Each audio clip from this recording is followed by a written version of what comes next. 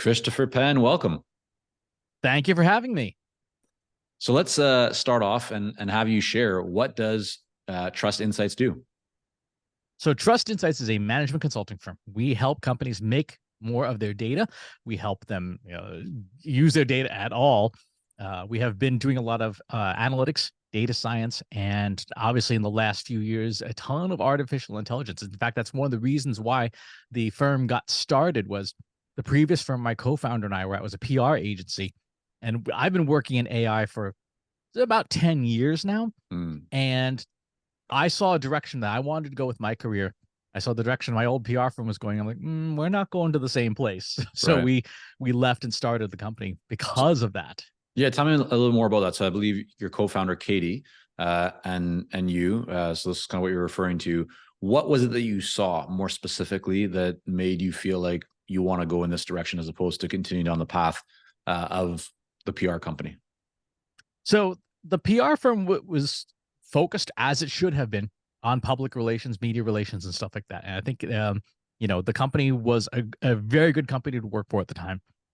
And we saw the opportunity in analytics, in data science, to make more of the data. All the clients we talked to were like, we're spending all this money. We don't know what we're getting for our money, or we don't know if this thing worked, or we need an attribution model that can handle the complexities of all these different channels.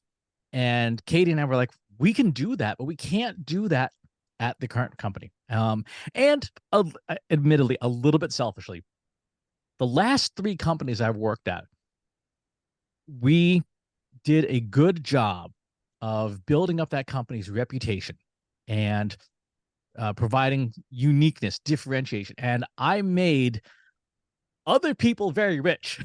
They sold their company, they cashed out. One of them's got, living on a sailboat all the time. Like, you know what? I kind of want to do that for me too. Got it. Okay. So you decide to go down this path, right? Kind of investing in you and Katie being in control of the ship or the boat, if we continue on with that kind of imagery.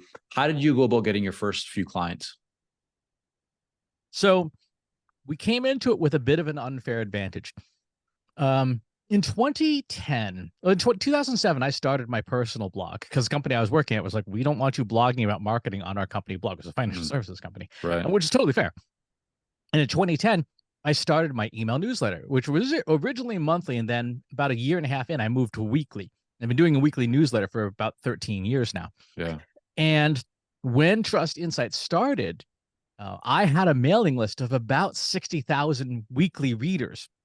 So when we got through all the rigmarole of getting, the separation, the offboarding and stuff like that, first thing I did was I sent a message to my mailing list saying, hey, I'm on my own now with this new firm. All the things that you've known about, and this was 2018. So all the things you know about for the last 8 years that I do, now I can do for you without the restrictions of, having to be through a PR firm and all that stuff. Right. And immediately we had clients because we had that huge list to start from. So talk to me about the process of building up that newsletter. A lot of people, I think, understand the value of having a newsletter, especially an audience and a sizable audience like you have, 60,000 people or wherever it is today. It's not always just numbers, right? It's more value than volume, but at the same time, that's a sizable list. How much time were you spending to write that each week? Just kind of take us through a little bit of that experience. Sure. So the way the newsletter has evolved over the years, the current incarnation really is about 7 years old. Okay. And it consists of an opening of some kind, which keeps getting longer and longer. It's practically like a 3,000 to 5,000 word article now. And then machine curated content. So I built a piece of software years ago now that scans through about 1,500 blogs that I like, and it searches through them for different topics and things, and sort of distills down the posts in a few categories: SEO, social media marketing, content marketing, public relations, AI, data science, etc. And then I feature 3 articles from each of those topics in the newsletter. And then it has stuff like events. And then one of the more popular things is I have some data ingesters that go out and get data from job boards. And so there's a selection of new jobs that I found that I think would be a good fit for my audience. And that goes in the newsletter as well. And so the goal is to try and provide as much value as possible to the subscriber in the hopes that there's something in there every week that you can look forward to. Maybe you're looking for a job, maybe you're not. That's fine. Here's some of our content, here's a whole bunch of other people's content, and then here's my point of view on a specific topic. Now, since really about May or June of last year, the opening letters have pivoted entirely to talking about AI. And then, of course, once November came around and Chat GPT rolled out to the public, that's all anyone wanted to hear about. But that's the process for the newsletter. In terms of building that audience, it was really built on the back of the early days of social media. So I was one of the very first users of Twitter. I think I get user 100,000 or something back when Twitter was still functional. And it was such a driver for audience.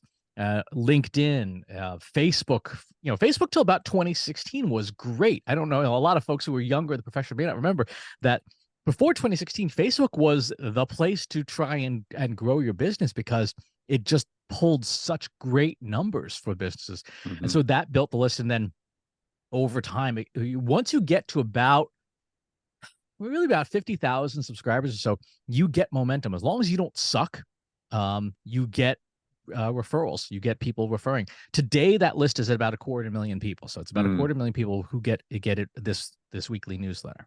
So I want to just back up a little bit for those who want to maybe create their own newsletter, or maybe they have one, but they want to grow it to levels that you have, or even partway to that. It sounds like you're saying that one of the biggest factors in growing that list was sharing content. And it was the content from the newsletter on different social channels like LinkedIn or Facebook or Twitter or whatever it was. Obviously, today is different because most of those places you need to kind of pay to play, right? In Facebook, you're probably not going to get much reach just organically. But yeah, I guess one of like, what did you do? And then if we could fast forward to today, if somebody wanted to maybe, to start a newsletter, they might only have a few hundred people on it right now. What would be your advice on how they should go about thinking to actually grow that newsletter? So those are two good and different questions. What worked from about 2010 to about 2017 really was a public social media focused.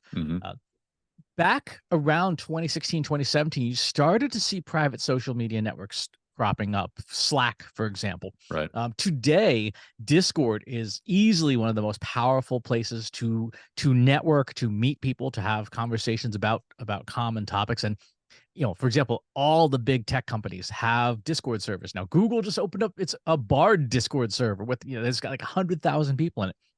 And these communities are focused around an interest, focused around a specific crowd. And if you can find them and join them and start participating in them, you can get a lot of attention on your media properties relatively quickly. And if you can't find a community, that's a sign that you need to start one, because it can very quickly grow to be a reinforcer of your business. Today, if I was starting from scratch today, I would look at a hosted platform. Something like Ghost or Substack would be my choice, because they have a lot of features built into them, particularly those two. They make running referrals much easier than older systems where you can say, hey, refer a friend. In fact, Substack just rolled out referral rewards, where you as a creator can set up tiers of rewards. Like, hey, refer 25 people, you get this. Refer 50 people, you get this. And you decide, like free ebook, hour of consulting, whatever. And having those network effects built into your newsletter is the fastest way to grow it, especially because social media now is so different and so scattered. Even just looking at the I call them the Twitter diaspora, right? You had Twitter, which became X, as in exploded. Then you have Mastodon. I can tell you have no point of view or perspective on that one. No feelings whatsoever. Yeah. But you have Mastodon and Blue Sky and Threads, and then all these places that we don't have that common public water cooler anymore. So the crowds have sort of scattered to the winds.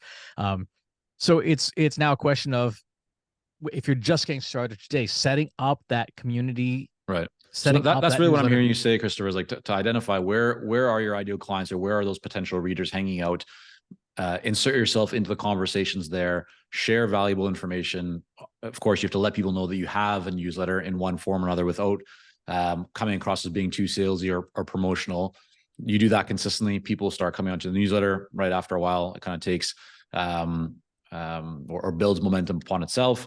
And what you're talking about is some of these newer platforms like Substack, or you said Ghost, or maybe Beehive, or some of these other ones. They have some of these tools built into that that actually help you to generate more referrals to build the newsletter by itself. Okay, all right. So let's come back. You and Katie start Trust Insights, right? You leave this PR firm. You send out an email to your list of 60,000 people, and business starts to come in. In those first kind of few years of that business coming in, what would you say was kind of one of the biggest challenges that you had to kind of figure out or get through? In year 2 of the business, this little thing happened called a global pandemic. Mm. Right? Talk about sailing into headwinds, where everything, I mean, we all lived it, everything shut down, business shut down. And as a B2B company, what happens with the consumer happens to the business within months, right? So as consumers stopped spending or changed spending habits, supply chains change, B2B companies change, and what B2B companies wanted to buy change. And one of the decisions we made very early on was to refocus our product offerings very quickly on very tactical stuff. So we, for the first, for most of 2020 and early 2021, we were saying, okay, we're going to offer stuff that does not demonstrate our full capabilities. We're going to offer stuff like Google Analytics audits, right? And helping people get ready for Google Analytics 4, which came out in October of 2020. Right. Stuff that's very tactical, but it's easy to get budget for compared to, say, a strategic audit, right? Right. So you're looking for opportunities in the market rather than saying, this is like really what we want to be known for. You're thinking we need to survive short term. Let's just figure out where can we continue to, where can we ensure that revenue is coming in to sustain this business. And so you went to what the market was already willing to invest in, and you just simply offered a solution for those problems. Exactly right. We went to market with something that we knew people needed, particularly what we just knew from long experiences. Within 3 months of the pandemic and the first lockdowns, we knew decision makers and companies were going to be saying, okay, I need to throttle back spending. What should I cut? What should I keep? And then they would ask their teams. Their teams were like, we don't know. And so offering analytics help was sort of the easy way to help those decision makers make those decisions very quickly. And so as we did that, we used that as sort of a foot in the door, if you will, to say, hey, by the way, when we were looking at your analytics data, oh, your SEO program's a mess, or oh, your social media program's a mess.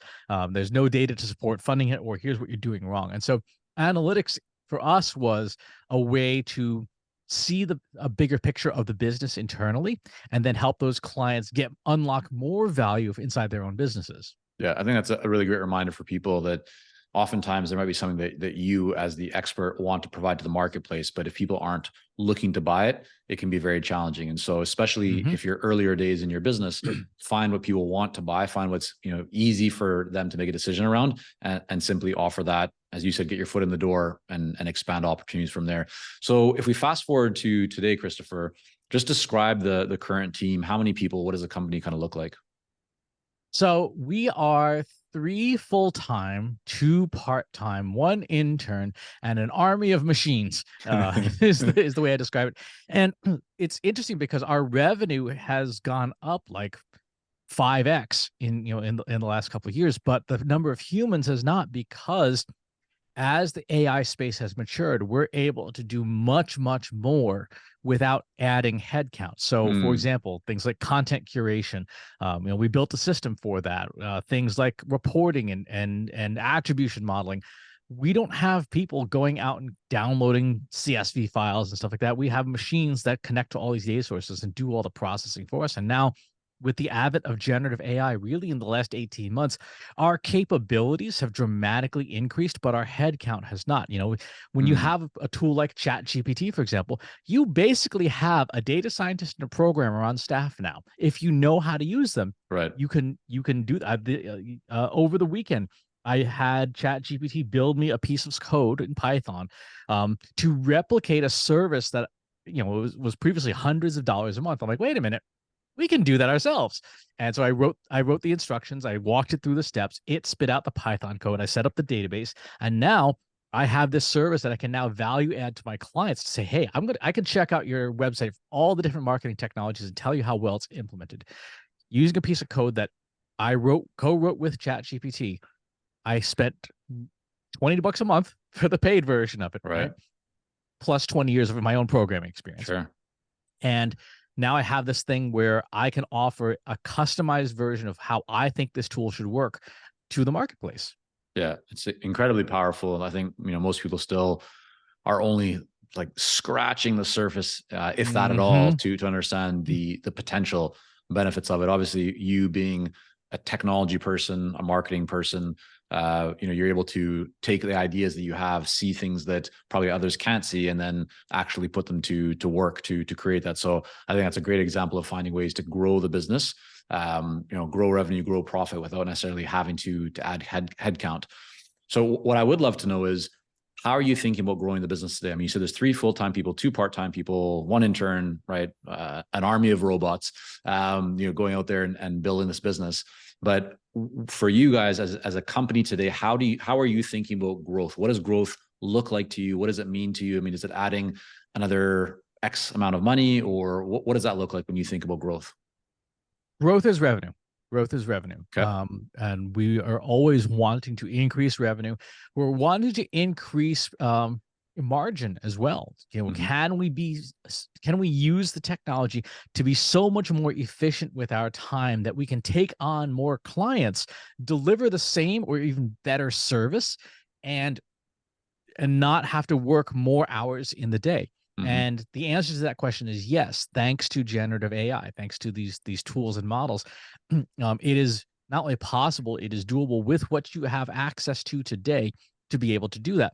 For example, OpenAI just released the GPT-4V model for ChatGPT, which is the vision model.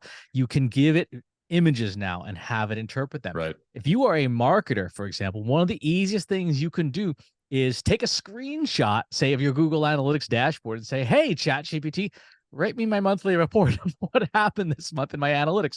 And it'll spit out a report of it. And you're like, okay, great. That saved me an hour and a half of time of the manual labor doing that. Now I can use 15 minutes of my own expertise to improve on what it delivered. If you are, for example, an agency that does UI UX, use the take full page screenshot feature in Chrome. Take a full page screenshot of your client's website, put it in ChatGPT and say, hey, ChatGPT, give me some UI UX suggestions for this website to improve the UI UX, the user experience for this. And of course, it will give you its stock listing. And then you would tune the prompts and things to the way you think UI UX should work. And now you're having it basically as a junior analyst on your team. All of these capabilities, when we look at growing our business, we are looking at what we do today and how much of that can we automate without sacrificing quality, because it's really important to us. We want to maintain our reputation.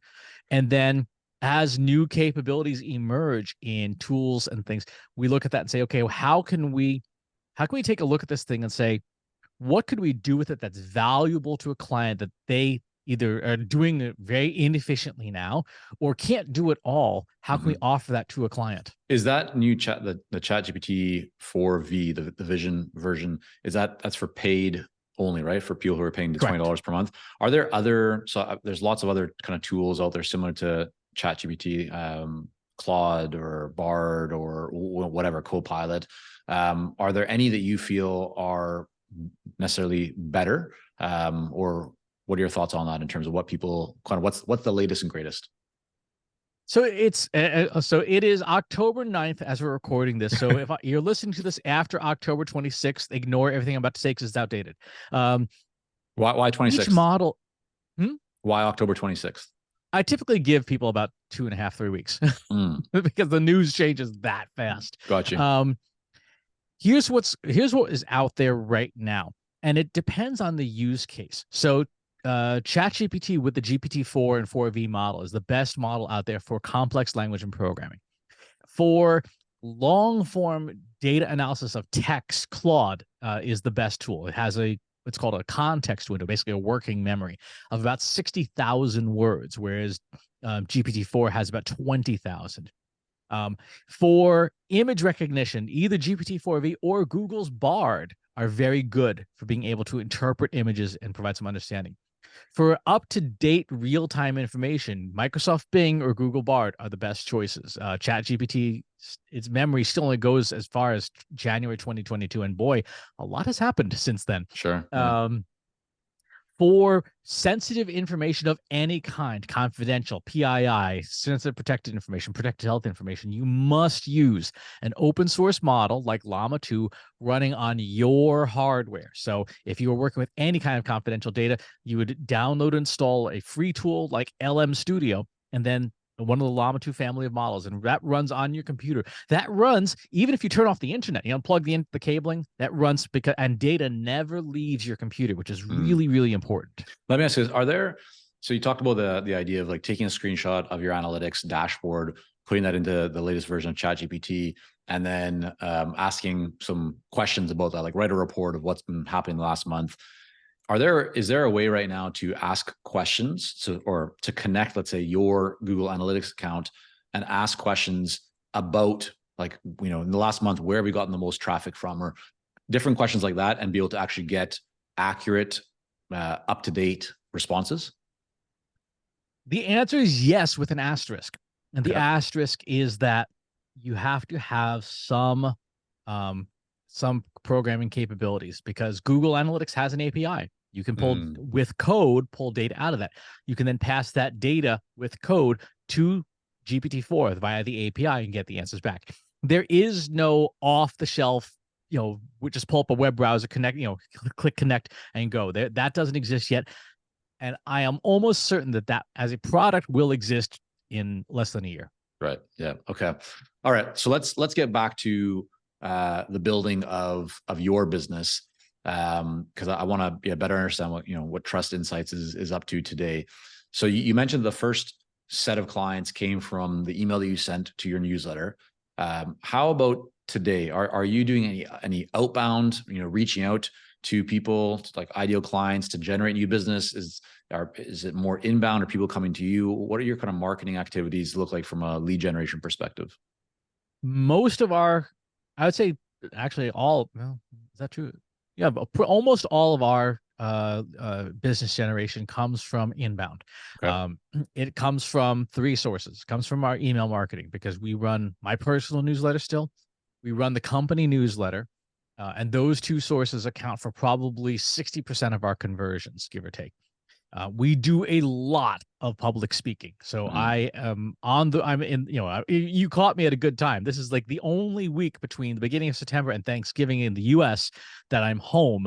I'm otherwise on the road 3 days every week now through basically the end of November, speaking at all these different events. Right. And third, as much as possible, I like to do great shows like this. I like to do guest appearances on podcasts and things as much as I can to talk about, well, but really whatever anyone wants to talk about. But understandably, for the last year, it has been all AI all the time. Right. And those combinations of activities obviously create benefits with search, right? They create benefits with social media. They get people on our mailing list, and then we're able to market to people as needed. I would say of those channels, by far, email marketing is the powerhouse for us. And so right now, Chris, when you think about the idea of scaling and growing the business, I know that you said for you, the metric that you're really focused on when you think about growth is revenue growth.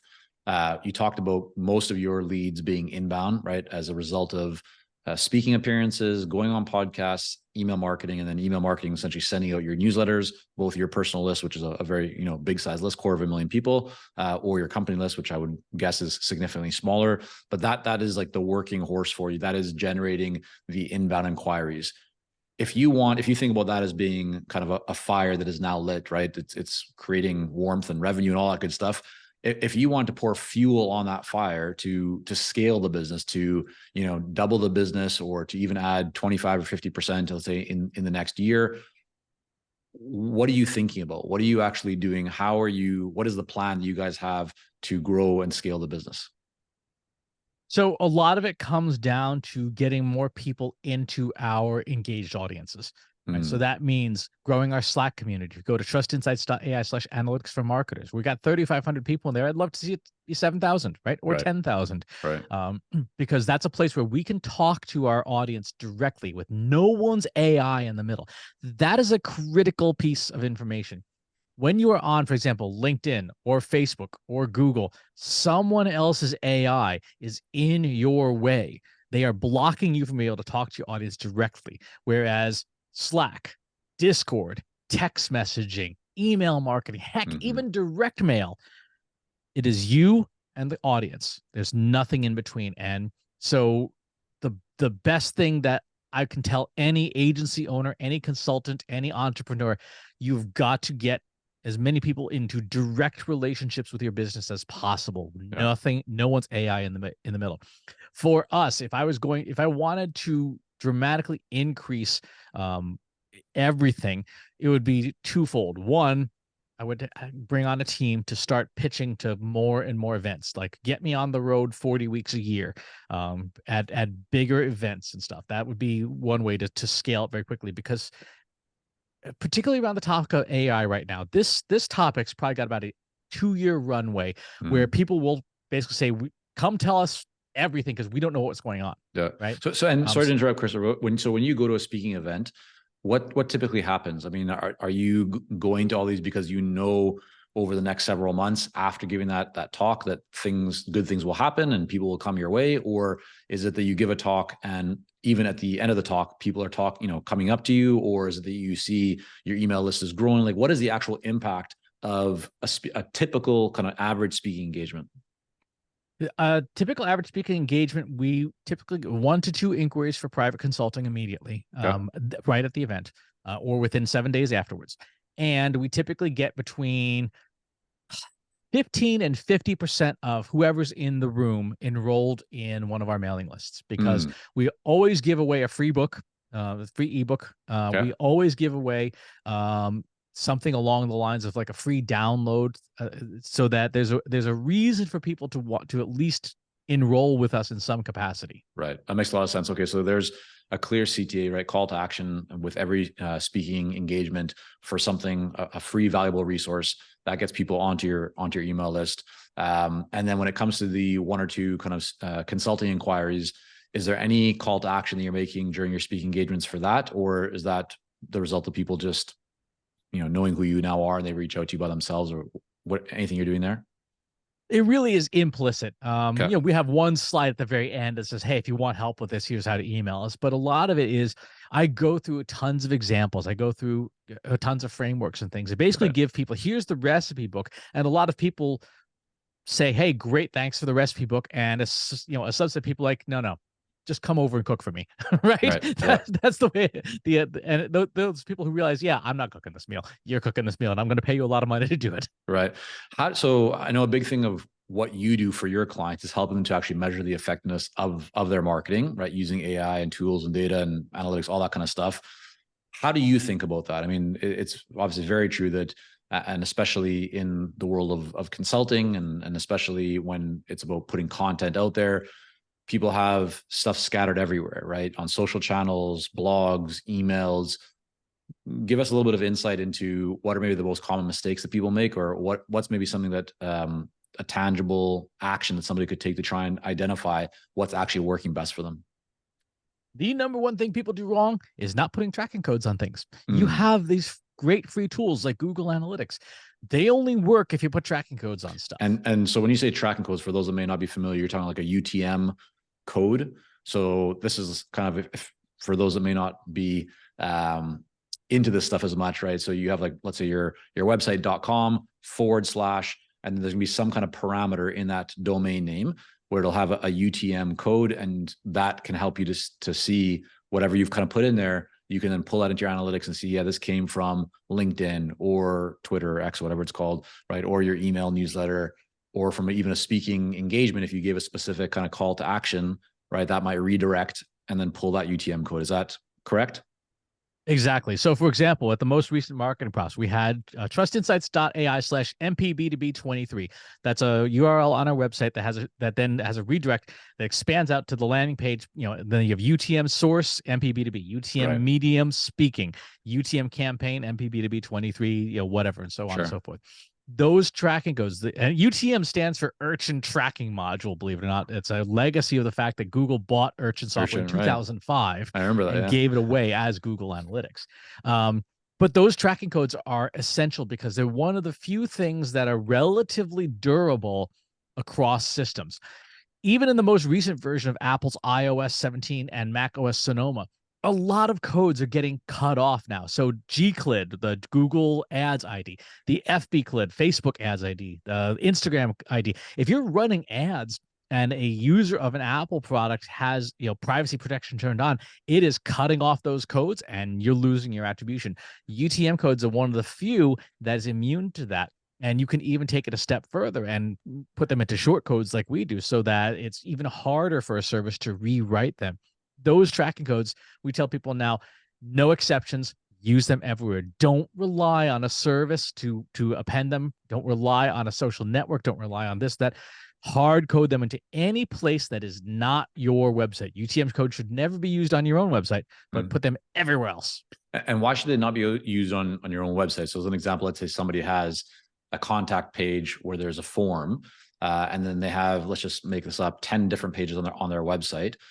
Wouldn't it be beneficial? And I'm just going to kind of playing devil's advocate here, but wouldn't it be beneficial to know if somebody came from your services page, let's say number 1, as opposed to number 2, to the contact page or something like that? Why wouldn't you want to use them on your actual website? You never use them on your actual website because at the conversion, Google Analytics does its attribution based on the last known tracking code. So if someone came in from Facebook and went through a page and then went to your contact page and filled out the form and you overwrote that, Google would say, hey, I didn't see Facebook in here anywhere. So, this page gets the credit and you lose all of your offsite attribution. It's a disastrous mistake to make. Never, ever use UTM codes on your own website because it overwrites your existing tracking data. And you need that to do attribution modeling. So how do you get around that? Is there a way to be able to get the first kind of, source and the last, or what's the best practice there? The best practice there is Google does it for you already. So within your Google Analytics data, if you dig around a little, there is essentially a first touch source medium campaign, all the UTM trackers. There's a session source medium tracking campaign for how the user came to the website at that visit. And then there is a conversion source medium and so on and so forth. And Google captures all this in its database. If you are one of those folks who has turned on the BigQuery backup inside Google Analytics 4, you can actually see all this data, just one big table. And Google gives every visitor sort of an anonymous ID. It's this long sequence of numbers. You can actually export a user by their ID and see their entire customer journey from the first time you met them through all the sessions, to all the email newsletters they've read, and all the social posts they visited, all the way to the moment when they converted. And you can sew that data together and say, here is this customer's journey, what pages they went to, when they came, how they came to you. That data is now available to you in Google Analytics for free. Got it. All right. I know for some people this will be way over their head and too technical, but I'm sure there's some of you out there that are going like, oh, this is gold, and excited to play around with this. So Christopher, I'm wondering, you talked before about kind of starting your business 2 years in, right? COVID, the pandemic hits, what you had to do, how you responded, which I think was great advice. One of the factors, or I guess, outcomes of that has been much higher inflation that everybody around the world has been dealing with or has been impacted by. Are there any changes that you've made inside of your business because of higher inflation? Inflation doesn't impact us tremendously because we don't have office space. Right? We're a virtual company, so there's no rent to pay and things like that. Even the utilities at my house, I have solar panels and stuff on my roof, so I barely pay for electricity as it is. There are obviously the operating costs, like the cost of internet access and things, but for the most part, inflation mostly affects our clients and what they're basically every dollar they're paying for extra transportation costs for their products is a dollar they don't have to spend on consulting. thing. Yeah. So a big part of what we do also is looking at macroeconomic data and trying to sort of read the tea leaves as to where things are going. In the macro picture, inflation's not going to get better, not for a very long time. Part of the reason for that is that climate change is causing so much supply chain disruption across the board, and it will keep getting worse and worse and worse over the next years and decades and things like that, to the point where you'll have to it'll be a very serious obstacle field to negotiate. Even things as simple like as food is going to be a major issue in the next 3 to 5 years because of supply chains and wars and stuff like that. And what happens to food happens to the rest of the economy. There's ripple effects that spread all the way up to, hey, this consulting firm now can't charge maybe as much, or we have to add value or change our offering to deal with this. So Part of what we do is we pivot also on our offerings. We're offering a lot more AI stuff because that's where the market is going right now. And so we want to be able to do that. Yeah, so the AI part to me makes complete sense, right? That's what the market is very interested in. So of course, promote that. You mentioned the company is virtual, right? Still relatively small company. You're virtual, so you haven't necessarily had any big impact there from the inflation side. How about your pricing? I mean, have you adjusted your pricing either up or down as a result of what's been going on, or have you remained kind of the same over the last couple of years? Anything there? Again, because we've been pivoting very heavily into AI, our pricing has changed. So, commodity things like, hey, we'll install your Google Analytics, that pricing is relatively constant. Right. I think we've increased prices, somewhat. I think we charge, between 5 and 10 now, for a basic audit. But for a lot of the AI stuff, particularly a lot of customization, the market is still undecided. So it's a question of, can you figure out what the value is that you provide, and then essentially justify to a client like, hey, it's going to cost you $750,000 to build this fine-tuned version of this model, but if you deploy it properly, you'll reap 3% extra call deflection in your call center, which will save you $7 million in call center costs. If you can build some kind of justification for a client to say, here's why we charge this, because you're going to get this on the other end if you do it right. It makes it easier for people to understand, okay, I can at least bring it to my boss and say, here's what we're getting for our money. Yeah, that makes a lot of sense. All right, so Christopher, I want to thank you for coming on, for sharing a bit about your journey and how you built up this company so far. I want to make sure that people can learn more about you and the company. Take a look at your blog, maybe join your email newsletter as well. Before we do that, though, I'd love to hear, is there one book that you have either read or listened to in the last 6 months or so that you would recommend? It could be fiction or nonfiction, but it's something that you really enjoyed that you think others might enjoy as well. That's a very good question, because I read a lot of technical documentation and academic papers. I don't read a whole lot of traditional books anymore, again, because of that. I think one of the it's not a book, so forgive me, but one of the most interesting shows that I've listened to that I've gotten good, tremendous personal benefit from is the Huberman Lab podcast. A lot of essentially life hacks on science-based life hacks. Yeah. I listen to that from time to time as well. So I will second that. Lots of great insights, good guests, ideas that are backed by science and research, not just somebody's opinion, which I think when it comes to health and science, right, are super important. So, Christopher, thank you again so much for coming on. For those that want to learn more, and highly encourage that they do, check out everything that you have going on. Where's the one place that they should go? The one place to start is trustinsights.ai. All right. We will link that up in the show notes. Christopher, thanks so much again. Thanks for having me.